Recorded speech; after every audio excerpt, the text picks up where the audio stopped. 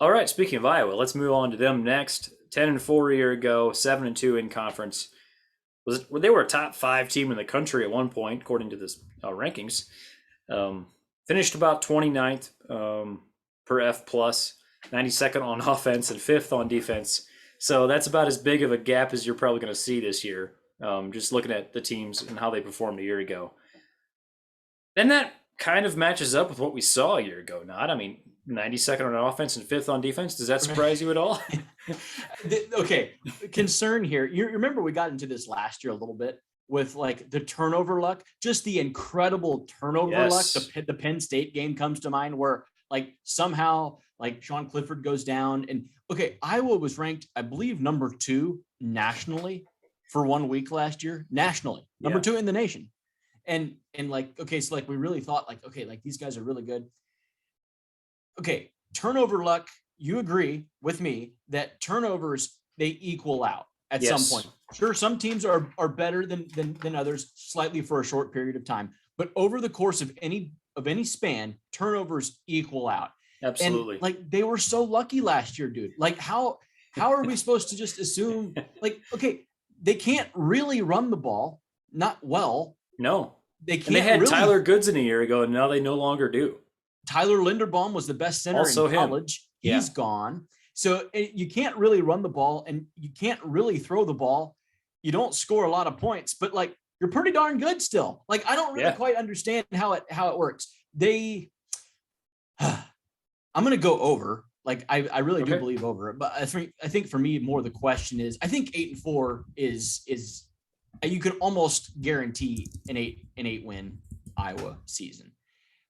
I'm not willing to pull the trigger yet on replacing Wisconsin as a repeat champ from the West. So yeah, Iowa would be repeating as champs. Right.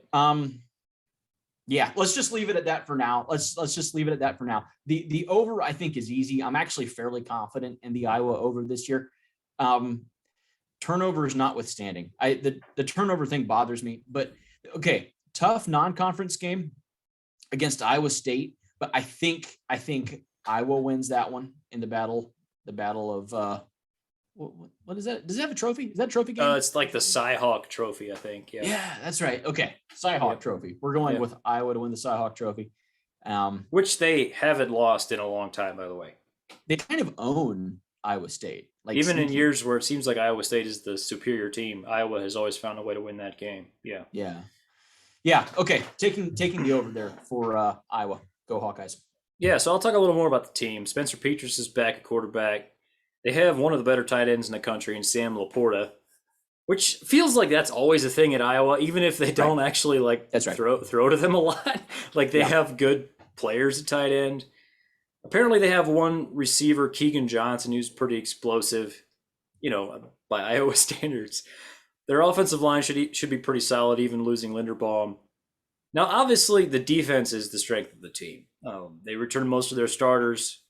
Big names are probably linebacker Jack Campbell and their cornerback Riley Moss. I just don't know, though. Like, to me, I just have zero faith in their offensive coordinator, Brian Ferentz, Kirk's son. It was just painful. It was so painful watching their offense a year ago. It hurt. It physically hurt me. It did. You remember the Penn State game as well? Oh, yeah. Still the best rant any of us has ever had on our podcast was you just going to town on Penn State's offense. We had money on that game. That was a lock, I believe. That was one of my locks of the week.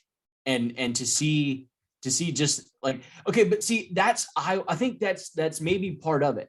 Like it's not so much offensive talent as it is a style of play, like a style of game that they want to get you in. They want to like drag you down into the mud and then beat you there with their experience. Like play in a phone booth, kind of like the old Stanford teams used to do.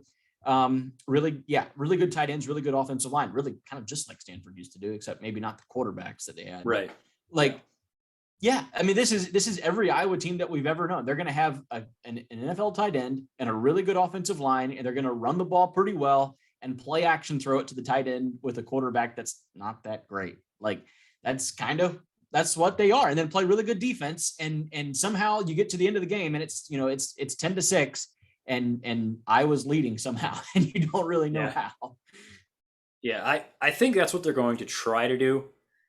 I'm actually leaning under this number here. So the number, I don't even think we said it. The number is 7.5 wins. Ashton is taking the over. I'm taking the under. I just feel like they got to 10 wins a year ago. I feel like it was just so much smoke and mirrors.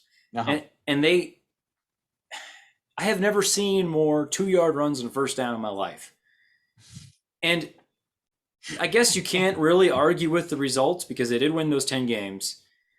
But I think if that season plays out 1,000 times, like if you simulate that season 1,000 times, they win 10 games maybe, I don't know, 5% of the time. Like to me, that definitely oversells how good their team was.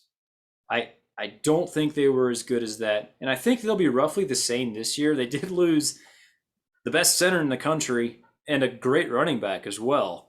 Yep. I lean under, and it's not because I think they're a bad team. I think it's actually because I'm a little higher on some of the teams that are just other teams in the division. Let's do it. Let's do it. Hey, let's have a disagreement here. Let's go. So last year they did lose to Wisconsin. Yep. By 20, and they lost to Purdue, but they got everyone else. And I don't know that that's going to happen again this year. They beat Penn State. Obviously, we talked about that. Yeah. They beat Nebraska. They beat Minnesota. I think the schedule is just a bit more difficult this year. They have Ohio State on the schedule. Michigan is also on their schedule. So it gets a little tougher with some of the East draw. And I think maybe some of the other West teams are a little better than they were last year. And maybe Iowa doesn't get quite as lucky. Sorry, Iowa fans. It's just, I think you have to admit there was at least some luck involved. Anyway, so I'm going under 7.5, just barely. Okay, fair enough.